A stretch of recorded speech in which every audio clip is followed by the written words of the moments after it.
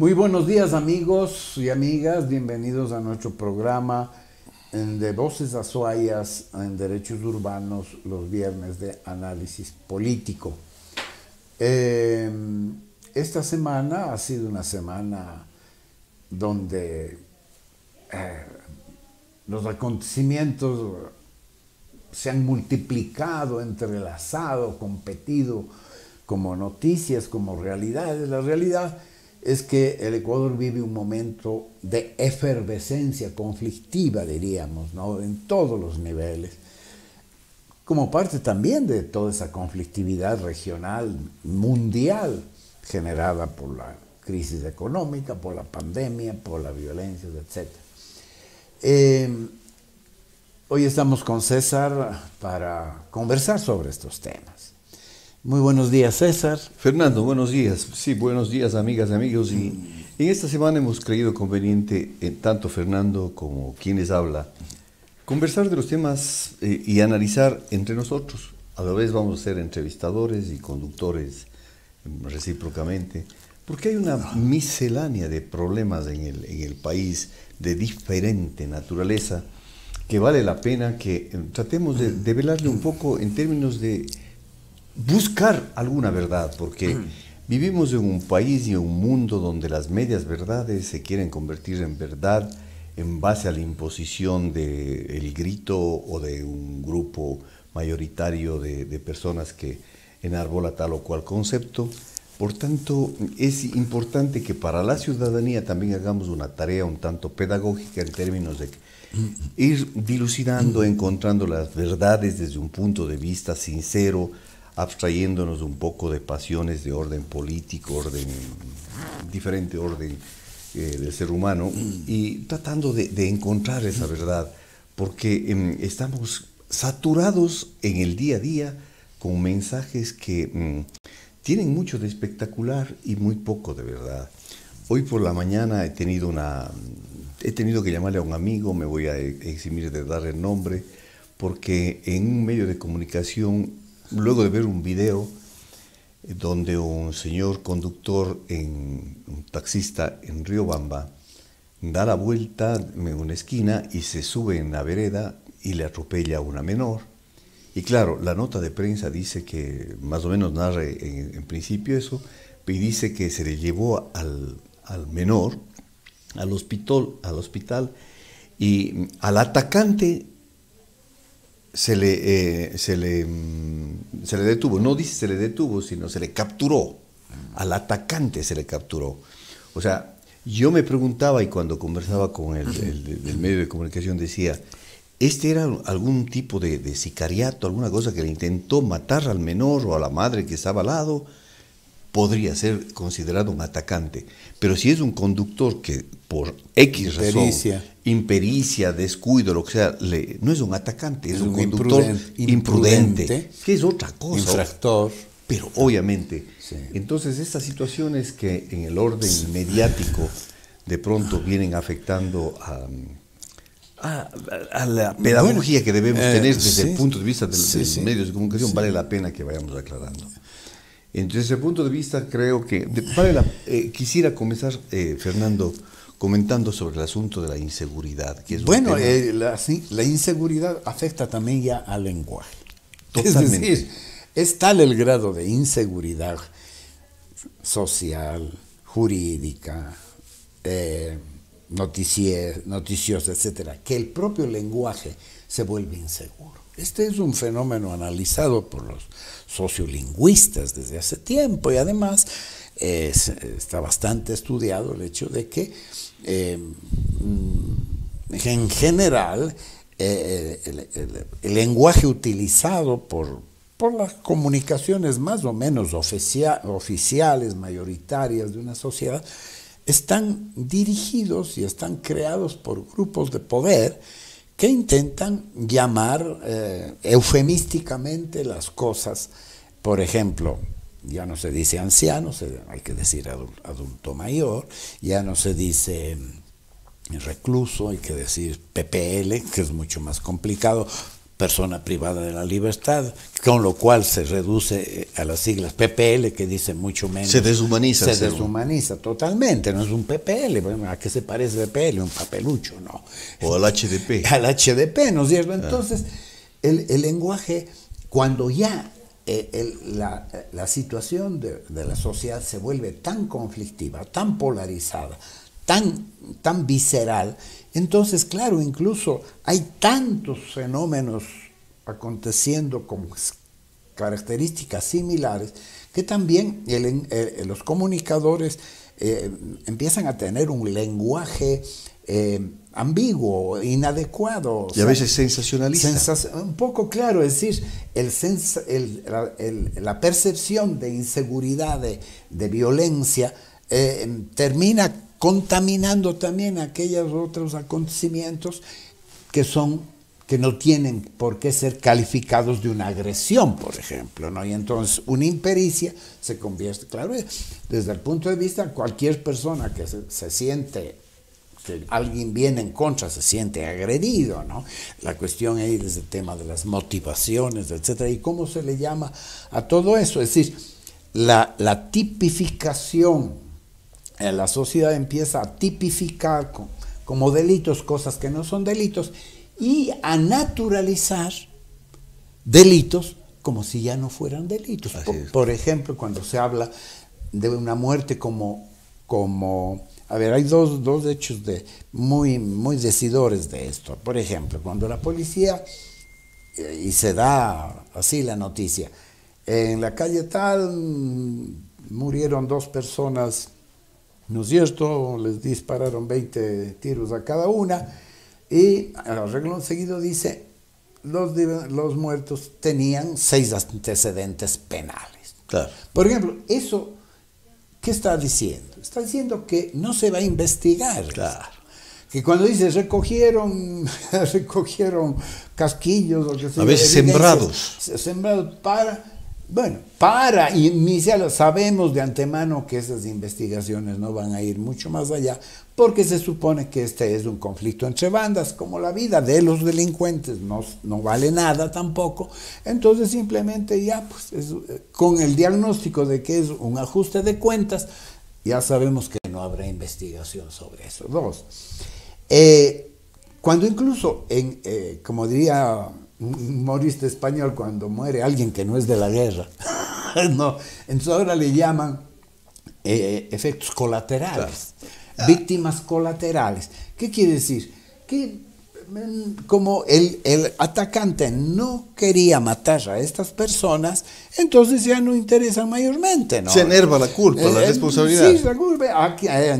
Hay que investigar el tema de a quién quería matar. Claro. Sí. Entonces, todo voy a poner un último ejemplo. Por ejemplo, y además de la realidad, esta mañana todo el Ecuador conoce que se ha anulado el juicio contra Glass. En el caso Singue. Pero también contra Capaya. Claro. Entonces, nos preguntamos, por ejemplo, estas chicas fanáticas correístas de UNES que le insultaron y le denigraron al Capaya por ser delincuente. Entre paréntesis, no querían que hable. No, bueno, pero por ser delincuente. Es decir, usted es un corrupto y un delincuente y a usted no se le puede creer nada. Y entonces resulta que Capaya dice que es inocente. Cuando Glass dice que es inocente, que ha sido también sentenciado, ¿no es cierto? Entonces ahí sí hay que creerle. Ahí sí hay que creerle. Ya no utilizaría una asambleísta de UNES para la credibilidad de Glass, el que haya estado o no haya estado. Ese es doble sentenciado. discurso. Mira, se puso muy de moda en o muy visto, esta terrible serie norteamericana de este asesino caníbal, el Hammer, o algo así, ¿no? Donde es curioso que durante el juicio, incluso los abogados, el papá le quiere inducir a utilizar el argumento de que estaba loco, porque un loco que mata más de 2 docenas de personas, una cosa así, los guarda en su casa, en frigoríficos, se come sus órganos, ¿no? Tiene relaciones necrófilas. Bueno, realmente es un grado de perturbación. Y este tipo, a pesar de ser lo que es, dice en sus declaraciones, por ejemplo, si no me hubieran parado, yo seguiría haciendo. O sea, agradece que detenido. En el fondo me siento culpable, sé que he hecho sufrir. Bueno, eso indica que en el fondo de esta bestia existe un ser humano. Claro. Que es capaz de decir, no me justifiquen, porque yo sé que soy culpable. Es más, yo sé que merezco la pena de muerte y preferiría la pena de muerte a 18 cadenas perpetuas. O sea, te digo que aún en el monstruo más monstruoso, cuando existe un mínimo de ética, existe una chispa de humanidad rescatable, ¿no? Cuando eliminamos y avasallamos esa chispa de dignidad y de humanidad respetable en las personas y hacemos tabla rasa de eso y usamos el lenguaje simplemente como una guillotina para acabar con el enemigo, entonces, ¿cómo pretendemos que, por ejemplo, las cárceles se puedan llamar centros de rehabilitación? Estamos en el tema del lenguaje. Seguramente. Y claro, al respecto de las cárceles y de esta violencia, ha sido bueno que el gobierno por fin haya intervenido tanto con las Fuerzas Armadas, con la policía, en uno de los pabellones, creo que el más fuertemente armado por las personas privadas de la libertad en la penitenciaría, y lograron tomar el control, lo cual debieron haber hecho hace mucho tiempo. ¿Y por qué? Para precautelar la vida de los que están ahí siendo ajusticiados, y dentro de ellos algunos inclusive inocentes. No quiere decir que solamente por ellos, la vida de todos es valiosa, pero también había casos como el señor Guaylas, que estaba siendo investigado, todavía estaba en un proceso no estaba en la sentencia en firme, por un problema de activismo. Bueno, es decir, podemos decir por la interrupción de una del tráfico, que no es un delito doloso. Pues. Terminan masacrándole de una forma totalmente cruel. O sea, eso el Estado es responsable por no haber tenido la diligencia debida. Y en un momento, por esa apatía, esa falta, por esta omisión, el Estado va a tener que ser purgado. ¿Cómo? Las cortes internacionales le pasarán factura para que indemnice a los familiares, porque se perdió una vida que estaba en custodia del Estado Nacional. Entonces, esta intervención que hicieron hace unos días en la penitenciaría, tengo que reconocer que era necesario que lo hagan desde hace mucho tiempo, desde el mes de mayo del 2019 debieron actuar así. Debieron actuar y buscar tomar el control. No haberles aupado, porque sí se conoce de algunas formas de colaboración al permitírseles ingresar armas, rifles, granadas, etcétera, a cargo de personas que supuestamente iban a controlar que esto no suceda. Desde el 2019, mi estimado Fernando y amigos y amigas que nos escuchan, cuando renuncia Ernesto Pazmiño, que era el director del SNAI, porque se dio un amotinamiento justamente en la penitenciaría donde murieron 6 personas, él tuvo que renunciar, le hicieron renunciar en definitiva. Entonces, desde ahí, el presidente Moreno encarga, la dirección del SNAI encarga a la Policía Nacional, a servicios, digamos, a profesionales policías que estaban en servicio activo o en servicio pasivo. Sí. Entonces, en ese sentido, se suponía que el Ecuador y el Centro de Rehabilitación Social iban a tener un control eficiente con estos policías. Personalmente siempre contradije esto porque para mí la Policía Nacional, su preparación profesional evidentemente es para controlar el orden público, pero no está preparado para la rehabilitación social. Siempre critiqué esto.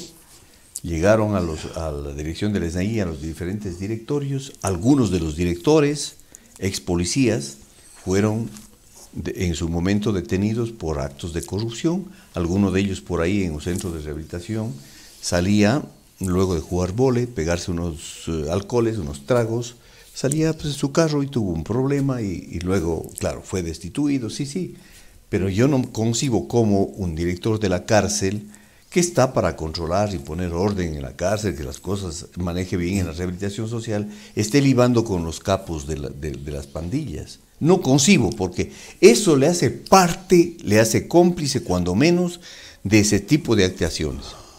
Ahora salió por ahí un audio que dicen que no es verdad, seguramente el ejército no le conviene entrar en pugna con la policía, han desmentido que eso no es de ningún miembro de las Fuerzas Armadas, que dice que cuando se destapó digamos la olla de grillos, la caja de Pandora en el centro, en la penitenciaría, porque la policía no estaba colaborando, se dice así en ese audio, encontraron hasta tiendas para reparación de celulares, cuando los celulares por sí están prohibidos que tengan los internos. Entonces entran y encuentran un verdadero comisariato. Bueno, pero verás, primero, me vino cuando dices que había tiendas. Recuerdo haber viajado yo en un carnaval hace unos años con uno de los cómplices del linchamiento y la quema de esta señora en Molleturo, ¿te acuerdas? Doña Josefa Escandón. Doña Josefa Escandón.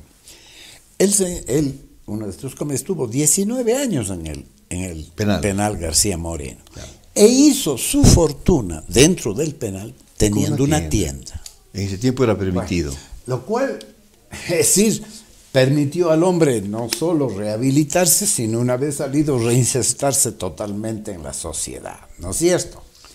Claro, el hombre nos vino contando bajo su propia óptica, con una cierta intención de autojustificación, por supuesto, pero el hombre reconocía la barbarie.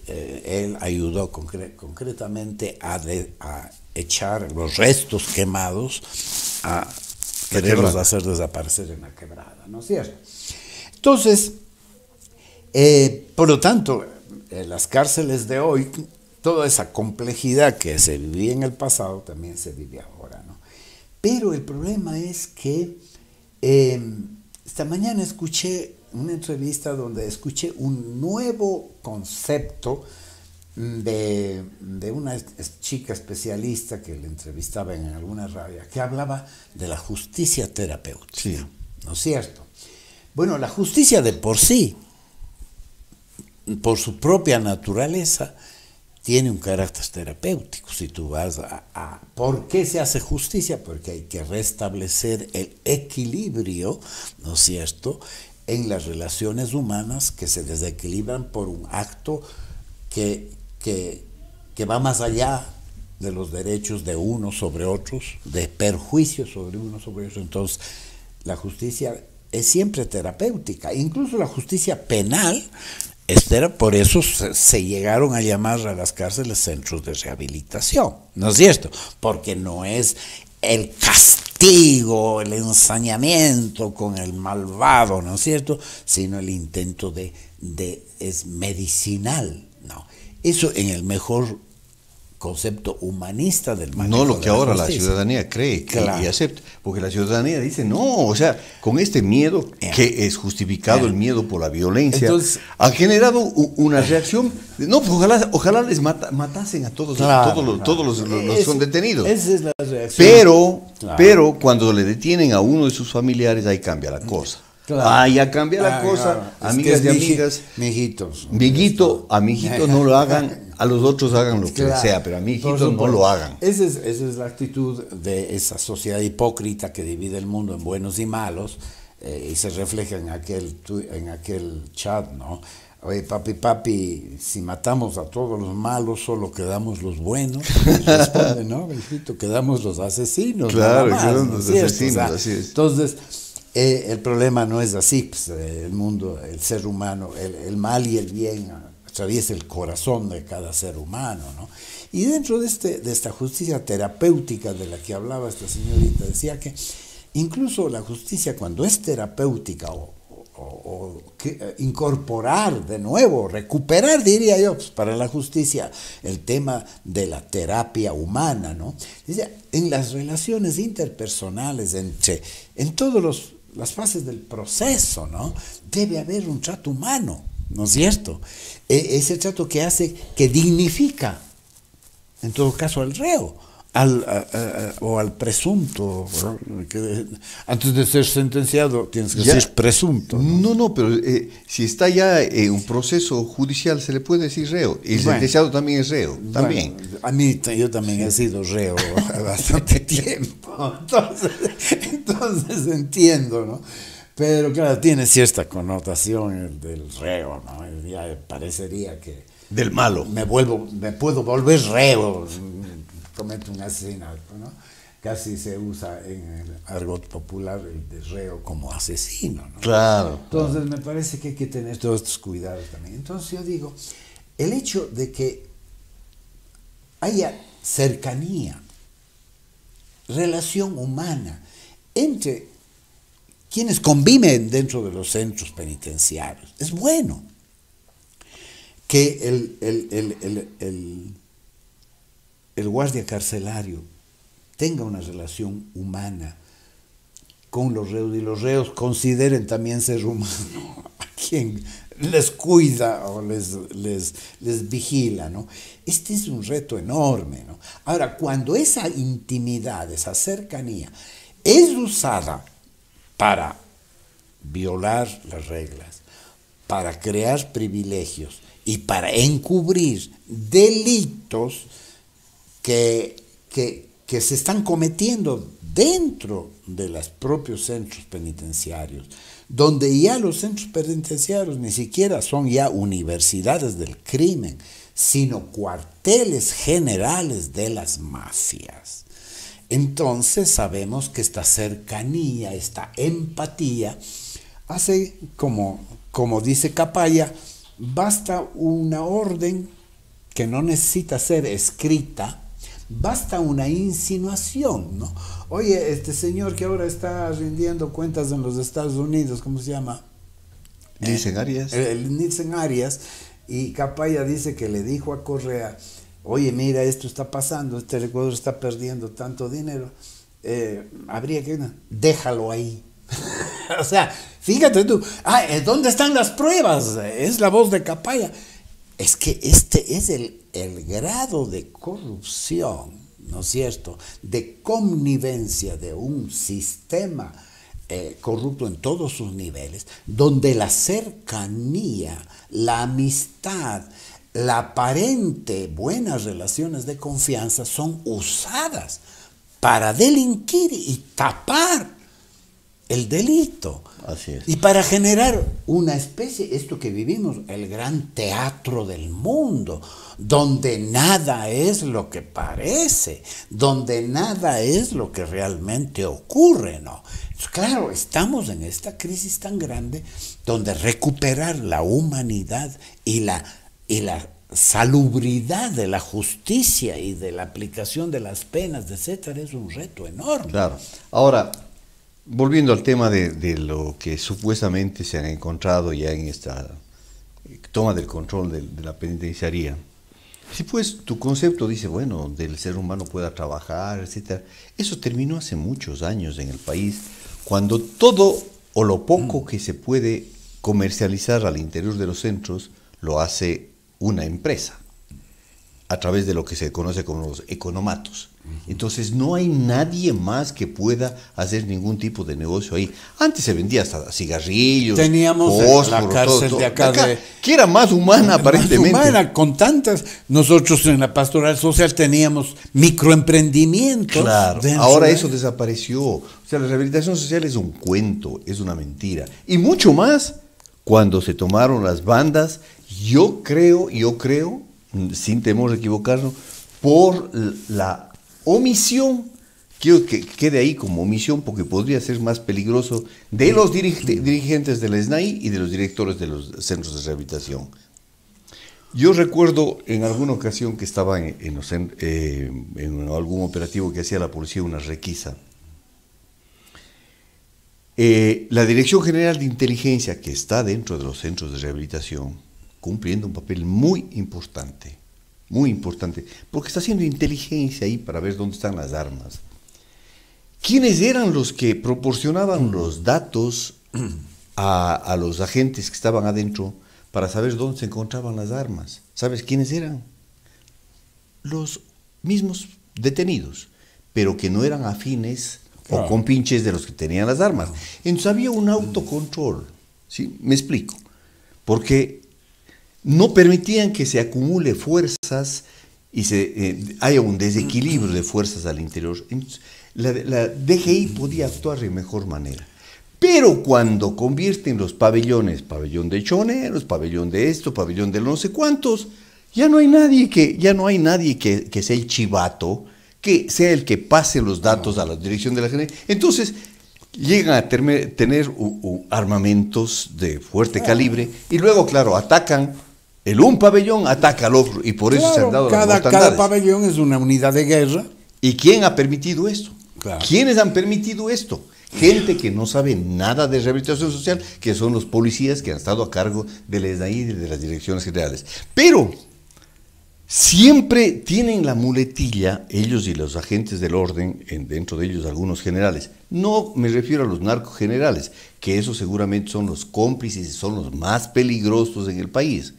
Porque si hay narcos generales, como dice la Embajada de Estados Unidos, esos yo les tengo mucho más miedo que al mismo Chapo Guzmán.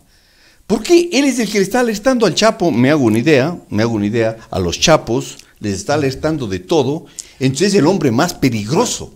Es que la inteligencia y la contrainteligencia es siempre un arma de doble filo, porque tú para ser inteligente tienes que infiltrarte en el enemigo, y el enemigo te infiltra a su vez, y en esa relación humana tú empiezas tus fidelidades, y normalmente terminas siendo doble agente, ganando de ambos lados, ¿no es cierto?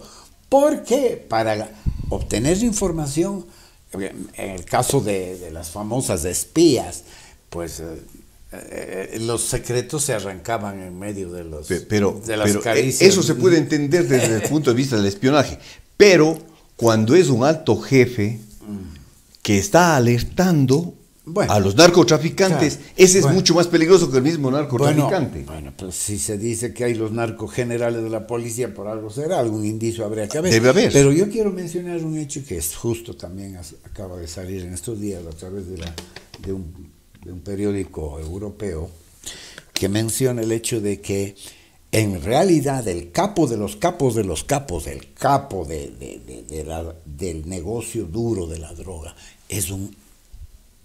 pertenece a la mafia albanesa y está preso. Y de este señor no sabemos que haya estado involucrado en ningún tiroteo. Él probablemente tiene un perfil, precisamente eso de que nada es lo que parece. Es decir, las peleas entre bandas, en definitiva, son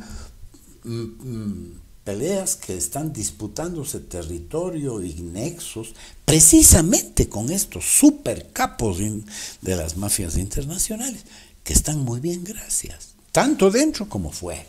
Porque como los ecuatorianos somos así, seguimos el ejemplo de Correa, queremos dar el pecho a las balas, queremos salir en los medios, mostrar que somos más machos que nadie, etcétera, etcétera. En cambio, estos capos, por ejemplo, esta gente que ahora sale del entorno del correísmo, ¿no?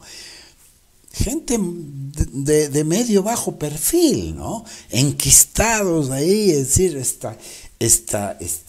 aquellos que dicen, no, yo prefiero a la popularidad, prefiero el anonimato, porque el ladrón siempre roba en la noche, ¿no? La nocturnidad, lo dice desde la Biblia, desde que estamos revisando el tema del latrocinio. Como el sigilo, ¿no? Del sigilo nocturno, ¿no? Y fíjate que el profeta Oseas dice, es curiosísimo, dice, este pueblo está totalmente corrompido. Mientras decimos que el ladrón está dentro, las pandillas se desparraman por las calles. Claro que sí, ¿No es claro cierto? que sí, Sí. claro que sí. Entonces, Ahora, a lo que iba es esto, Fernando. Entiendo que hay generales y oficiales de policía honestos que están jugándose la vida, a los cuales hay que respaldar su actividad. Lo que sucede es que también estamos mal acostumbrados a creer que si un funcionario público hace algo bien, hay que aplaudirle. Oye, el funcionario público está ahí para hacer lo que debe hacer y hacerlo bien. Cuando hace mal es cuando se le critica.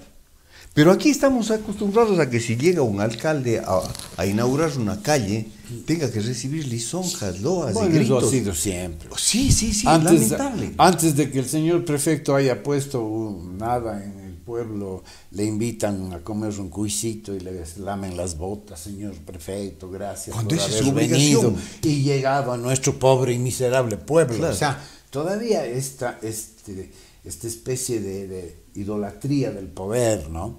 Entonces, el tema es que el bien y el mal, aquí el problema es un poco recurriendo a las parábolas de Jesús, a la parábola de la cizaña y del trigo, ¿no? Es decir, el bien y el mal, la corrupción y la honestidad en nuestro país ha llegado a una convivencia crítica, ¿no? Donde los criterios para separar el bien del mal no están claros. ¿Qué es lo que el Maestro Jesús dice precisamente cuando dice, ¿quieres que vayamos a arrancar el mal? ¿No? Entonces dice, paciencia, porque no vaya a ser que arranques el bien, te confundan. Dejemos que maduren los frutos. Yo creo que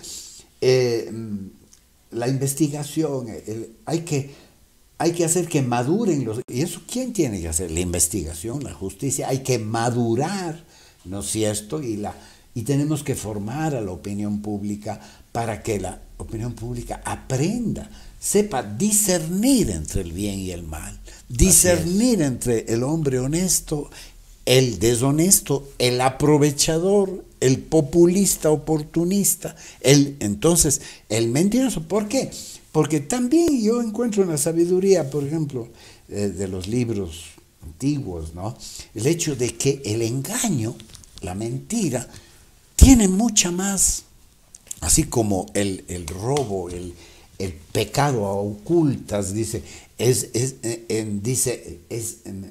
placentero beber el agua a escondidas y disfrutar de lo ilegal a escondidas, ¿no?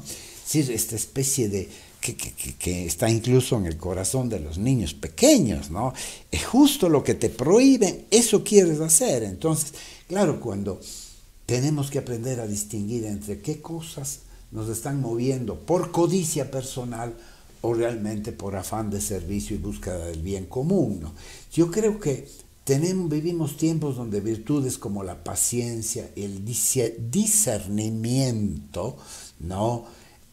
Nos llevan a ser menos lengua largas, menos ligeros de palabras para justificar o condenar, para destruir y de arrancar, y más constructivos y más prudentes y quienes tenemos alguna función de los que son periodistas o algún ejercicio de opinadores como nosotros, pues sí tenemos que medir mucho las palabras y tenemos que tratar de mentir a verdad, ir haciendo que la verdad reverbere, sea más atractiva que las mentiras a las cuales nos adherimos de manera muy pasional, ¿no? Sí, pero también hay que estar aguzados en un ejercicio pedagógico para que medias verdades que a veces aparecen de otras personas, desnudarlas. Yo me he sentido muy preocupado por declaraciones de algún general que ante la toma, que ahora sí tomaron el control del centro de rehabilitación, quiere botar responsabilidad a las organizaciones de derechos humanos. Y lo peor es que lo dice en una forma un tanto ignorantona, porque no dice las organizaciones de derechos humanos, sino dice los derechos humanos. Los derechos humanos son declaraciones, son hasta cierto punto una entelequia, una aspiración humana. Quienes le pueden criticar, señor general, son los activistas y las organizaciones de derechos humanos. A eso está queriendo referirse usted, no a los derechos humanos, a las organizaciones de derechos humanos. Y también critica a una institución que debe tener sus falencias, sus situaciones que no están bien, pero que cumple un papel importante en el Estado ecuatoriano, la Defensoría del Pueblo, pero que le confunde dentro de su grado de ignorancia, le dice la Defensoría Pública. ¿No es cierto? Dice que son los responsables de la crisis, que qué es lo que dicen, ¿por qué no van a visitar a los policías que están heridos? Oiga, la Defensoría del Pueblo, algunas oportunidades cuando yo estuve, me permití ir a visitar cuando fue disparado un policía en la pierna, fui a visitarle y a presentarle mi solidaridad en el hospital, pero eso no puedo hacerlo público. Pero cuando yo llegué, tuve una actitud de resistencia hosca de los miembros familiares y de los miembros de la policía que estaban junto a él.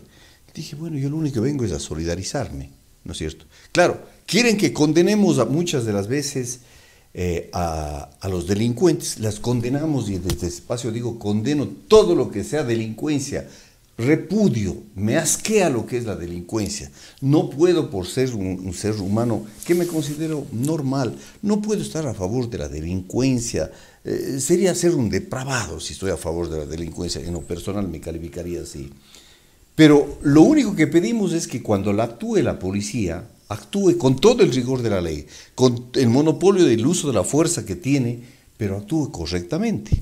¿Qué es lo que busca con este mensaje este general, que el nombre se me es ingrato?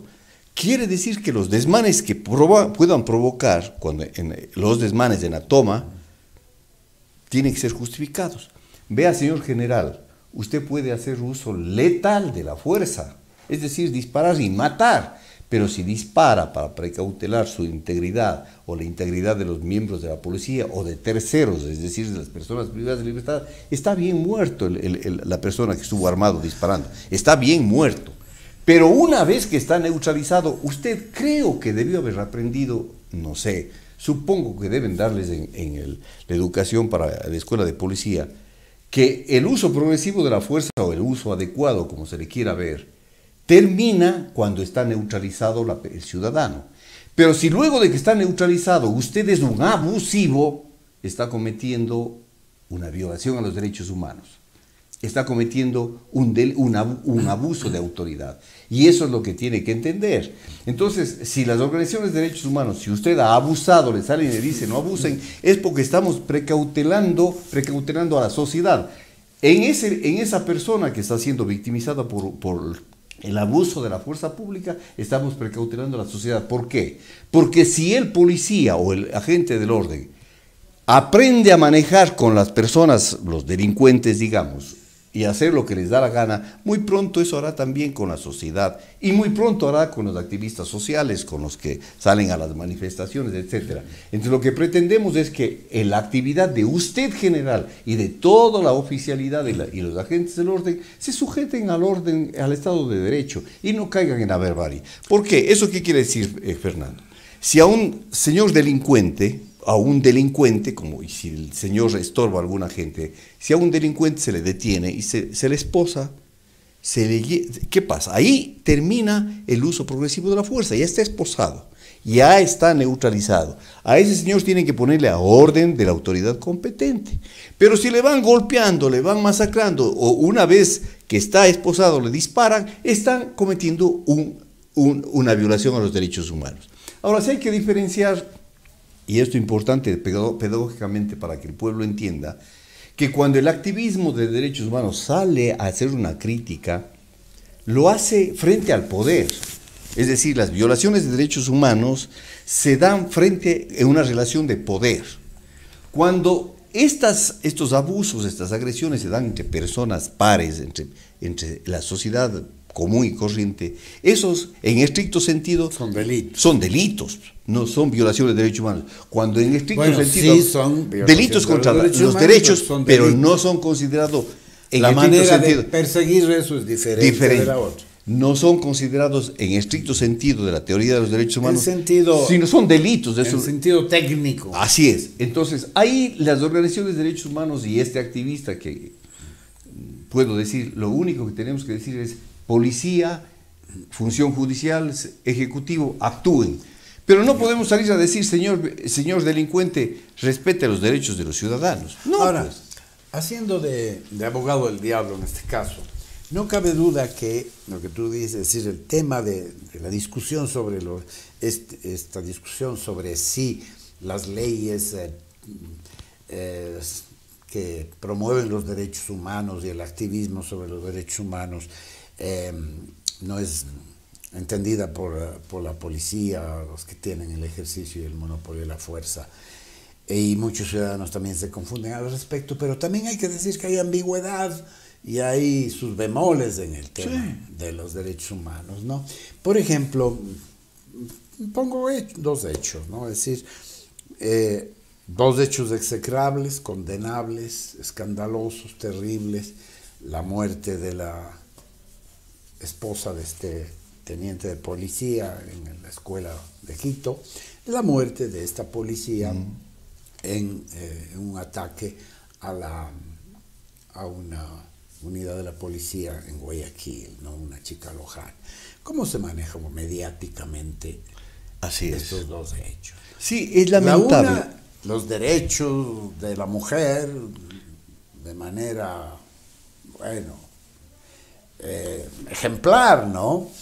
Y cuando muere otra mujer, como no está vinculada a unos determinados intereses políticos, y es más, es un momento en que precisamente la policía las acciones de la policía están de bajada, precisamente por lo de la escuela.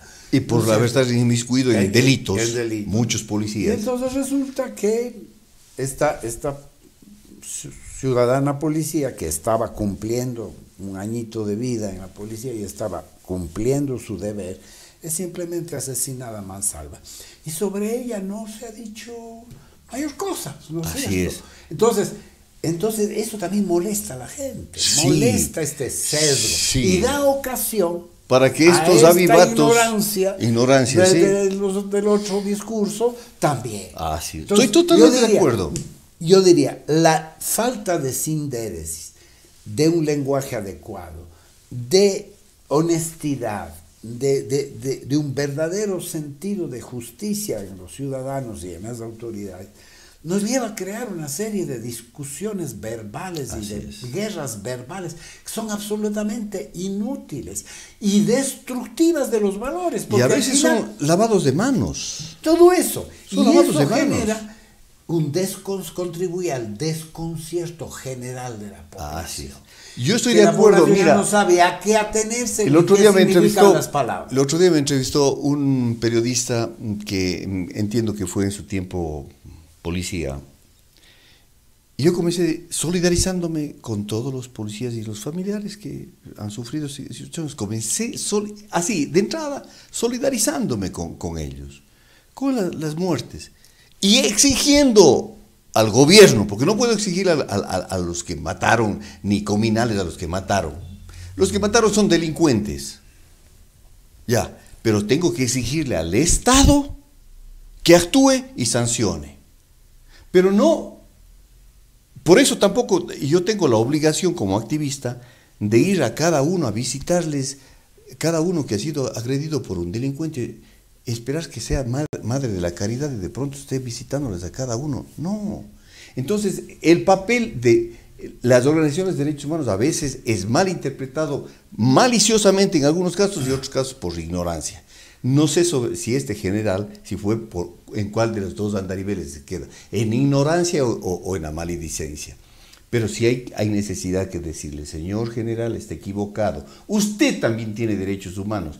Si el señor presidente abusa de usted, o un oficial de abuso, o el rector de la universidad no le permite a usted ingresar a estudiar, o el poder en sí se confabula contra usted, cuando hay esa relación de poder, créame que saldremos a poner el grito en el cielo, a defender sus derechos. Si una pelea de chispos se pegan entre ustedes, ya es ¿Es una contravención o es un delito? Claro. Eso tiene que entender, señor general. Tal vez eso no le enseñaron y valdría la pena de pronto un curso, por lo menos elemental, para poder entender estos conceptos. Si es que es ignorancia, si es que es maledicencia, condeno desde espacio la maledicencia, porque eso es imperdonable. Imperdonable. A veces la Policía Nacional, o durante el tiempo que yo recuerdo en el activismo, habla de que les faltan armas. Muy bien, el Estado, las ciudades les dan patrulleros, armas.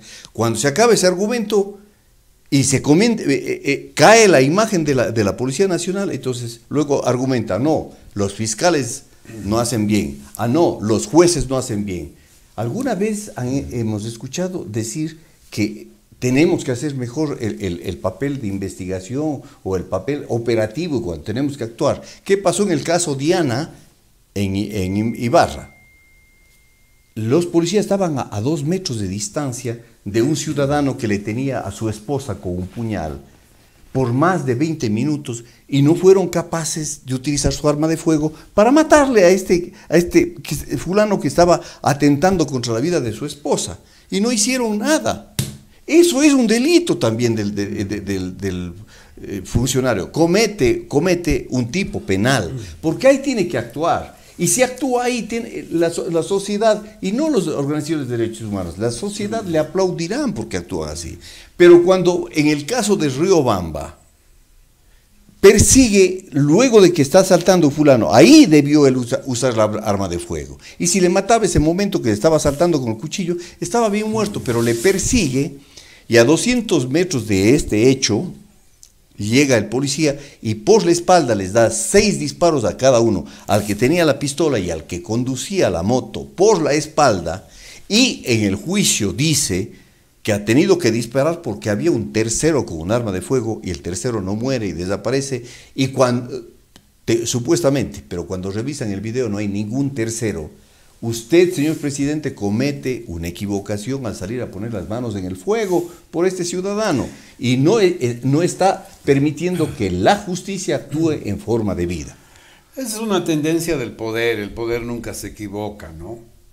Entonces, eso ocurre en todas partes del mundo, es una forma de comportamiento del humano que ha logrado acumular poder. Y que ejerce poder en nombre del pueblo, entonces tiene que justificar ante el pueblo lo que hace bien, lo que hace mal, muchas veces negando lo mal que hace, ¿no? Entonces me parece a mí que esta necesidad en un país donde la impunidad reina, donde nadie es responsable de nada, ¿verdad? Es necesaria una pedagogía de la responsabilidad, que debe empezar desde nuestros hogares, desde nuestras de familias, desde solapar el mal porque es cercano a mí y porque el amor, la simpatía, en fin, hay bastantes series en la televisión en este momento que hablan de esta problemática, ¿no? De que volvemos a una especie de etnocentrismo, ¿no? De endogamia. Es decir, el bienestar de mi grupito es el bien supremo y está por encima de cualquier otro derecho y bienestar. Entonces, como dicen los españoles, el alcalde y su familia han comido, ya no hay hambre en el pueblo, ¿no? O sea, mientras el grupo que esté en el poder disfruta de todo y tiene todo asegurado, entonces se supone que más allá de sus límites todo está bien, ¿no? Entonces, me parece a mí que tenemos el Ecuador necesita una profunda conversión espiritual, transformación espiritual, recupera los valores, la dignidad, el respeto, la humanidad, la espiritualidad, la ética, porque si no, pues todo lo demás es... yo no estoy citando ahora algunos versículos de la Biblia, porque dice, por ejemplo, esto, ¿no? Respecto de los ladrones, dice, cuando un ladrón roba para llenar su barriga, comete pecado. No, dice, es entendible. Es entendible. Pero cuando es apresado, le hacen pagar 6 veces su delito. frente a la ley judía que decía que un ladrón debe devolver el doble. Es decir, resulta que cuando el pobre, por necesidad extrema, tiene que buscarse la vida, ¿no?, y comete un delito, y cuando es desversado, lo castigan, hay una victimización y sobrevictimización, es decir, encima de hambriento, encima de pobre, encima de todo esto, ahora te castigamos. Y entonces aquí es donde viene y justifica ciertos discursos que tienen su parte de verdad. Es decir, si no hay justicia social, si no existe equidad, igualdad, entonces no nos quejemos. Pero fíjate, yo quería comentar, porque ya estamos llegando casi al final, lo que hacen nuestros padres de la patria, nuestros asambleístas, que supuestamente para hacer el COIP debían estar bien asesorados por criminólogos, etcétera, ¿no? En el artículo 185 del COIP se habla de la extorsión y en el 186 de la estafa. ¿Cuál es más? Yo, a mí, saber y entender, te voy a dar mi opinión, pero te pregunto a ti, la estafa, eso te digo, y te vendo este celular, y total te he vendido otra cosa. ¿Qué es más peligroso, la estafa o que te ven y te digo, si tú no me das plata, te mato a tu familia? La extorsión es mucho más grave. Ya. ¿Cuál debería tener más la extorsión, obviamente. Aquí pasa al contrario. La estafa, que en algunos países casi es una cuestión civil, ¿no es cierto?, tiene de 5 a 7 años de sanción. Y la extorsión tiene de 3 a 5 años. Eso es porque nosotros también en el pueblo elegimos a gente... Es que ni siquiera nuestro sistema de pesos y medidas está bien calibrado. Pues por favor. ¿Cómo puede haber justicia cuando las balanzas para valorar un hecho, una cosa, algo que se compra, que se vende, que se hace, no están bien calibradas? Ya está ahí. Empezamos porque no tenemos instrumentos que no es que se necesita ser un genio para calibrar la ley en estos casos, ¿no? Probablemente está el tema de que los señores legisladores estaban metidos en extorsiones y entonces les interesaba que no... O estaban borrachos. O estaban borrachos, ¿no es cierto? Para aceptar una cosa de esa, que el sentido común me dice, oye, llega un delincuente para las vacunas, te dice, si tú no me das, le muestran la foto de la hija, dice, voy a matarle a tu hija. Este señor, si es detenido, tiene de 3 a 5 años. Pero si llega y con argucias como como es el cuentero de Muisne, le estafa a alguien, le engaña, le engatusa, ese tiene de 5 a 7 años. O sea, es más peligroso el estafador que el extorsionador. Porque, bueno, también estaba leyendo un versículo que decía, la mentira, el mentiroso es casi más grave que el ladrón, dice, ¿no? Porque el hecho de la verdad, atentar contra la verdad, es un delito mucho más fuerte que atentar contra la propiedad ajena, ¿no? Porque si tú admites la mentira como irrelevante, bueno, todo lo demás se cae también, ¿no es cierto? Claro, es una consecuencia claro, en cascada. En cascada, ¿no? Entonces, y esto pertenece a la escala de valores. De la escala de valores. Y resulta que los valores más fundamentales son más invisibles, ¿no es cierto? Mientras que los valores menos fundamentales, siendo más perentorios y necesarios, no son a la larga los más importantes. Por ejemplo, la comida es un derecho inalienable del ser humano. Sin comida te mueres, ¿no es cierto? La verdad, en cambio, si tú no dices la verdad, no te mueres, ¿no es cierto? Si no tienes la verdad en tus manos, sigues viviendo en la mentira por 80 años, ¿verdad? Sin embargo, a la larga, la mentira sustenta el que puedas comer de manera racional, justa, ética, ¿no es cierto? Claro. Sí. O que por lo menos la justicia y la verdad sustentan que mientras unos mueran de colesterol, otros mueran de desnutrición, como es el caso de nuestros niños en el Ecuador, a propósito, 30% de desnutrición infantil en el Azuay, ¿no? Entonces, esas situaciones estamos viviendo en el país y solamente el ejemplo de... ahora, como la extorsión se puso como al orden del día por las famosas vacunas, entonces está sobresaltando a la ciudad. Pero los señores legisladores, en su momento, ellos debieron prever esto, que la extorsión no se hace pues, con súplicas, y la extorsión se hace con amenazas, y con amenazas muchas veces de la vida, y no de la vida personal, tal vez del amenazado, sino de terceras personas, que le lleva una angustia existencial, que es capaz de, por esa angustia, hacer todo lo que dice el extorsionador, lo cual no sucede con la estafa, ¿no es cierto? Pero si se le deja a la estafa de 5 a 7 años, a la extorsión debió darse de 10 a 13 años, cuando menos, pero se le da con una situación, se le enerva la pena a la extorsión, le deja menos, se deja de 3 a 5. Bueno, pero es que como estamos en tiempos de pandemia, te dicen si ya te has puesto la tercera dosis, el extorsionador también vendrá de ti y dirá, ¿ya le pusieron la tercera dosis de vacuna? No, entonces usted no está protegido. No está protegido. Así que le vamos Protéjase, a vacunar. protéjase. Así que le vamos a vacunar. Entonces, fíjate tú cómo los lenguajes se entremezclan, ¿no? Yo digo, ¿por qué la gente es proclive a dejarse vacunar? ¿No? ¿Por qué? Además, a lo mejor entra alguien en tu casa, en tu tienda, y te dice, si no me paga esto, ¿por qué no le denunciamos? ¿Por qué?